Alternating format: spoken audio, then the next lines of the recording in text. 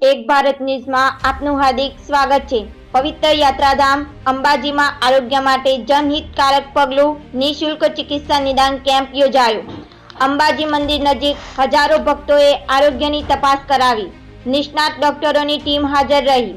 પવિત્ર યાત્રાધામ અંબાજીમાં આરોગ્ય સુવિધાઓ પહોંચાડવા અને ભક્તજનના આરોગ્ય પર ધ્યાન કેન્દ્રિત કરવા માટે આજે નિઃશુલ્ક ચિકિત્સા નિદાન કેમ્પનું આયોજન કરવામાં આવ્યું હતું।